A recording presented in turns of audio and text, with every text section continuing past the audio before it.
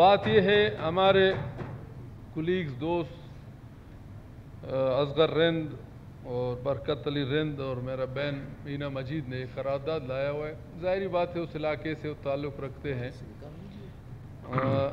जैसे हमारे दोस्तों ने कहा कि जनाब स्पीकर साहब, बहुत से ऐसे हलके हैं कि आबादी के हवाले से बहुत ज़्यादा हैं, 14 लाख 15 लाख।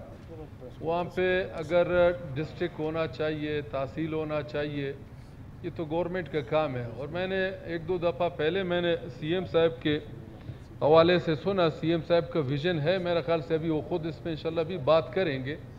उसका भी यही सोच है कि बलूचिस्तान में डिवीज़न डिस्ट्रिक्ट ऐसे हो जाएं कि हल्के भी बहुत हल्के भी बड़े हैं और पॉपुलेशन के हवाले से देखा जाए। अभी ये जो केच है जनाब स्पीकर साहब, 14 लाख अंदाज़ा लगा दें उसकी नफूस आबादी है। आप अंदाज़ा लगा दें, आपका पंजगुर नज़दीक है, आप भी जाना गए हैं, वहाँ पे मैं भी गया हूँ। वहाँ पे जनाब स्पीकर साहब एक डिस्ट्रिक्ट और इतने अवाम को संभालना बहुत मुश्किल है जनाब स्पीकर साहब।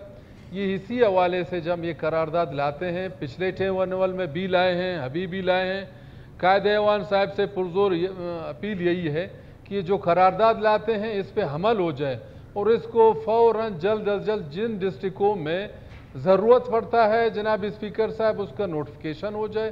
फिर उस इलाके में कम से कम कंट्रोल भी होगा। इलाके का वो जो मसले हैं, हेल्थ है, एजुकेशन है, कम्युनिकेशन है, वाटर सप्लाई है, जो मसले हैं वो फिर हल हो जाएंगे जनाब स्पीकर साहब। इसी हवाले पे मैं इसका हमायत भी करता हूँ। थैंक यू जनाब स्पीकर साहब।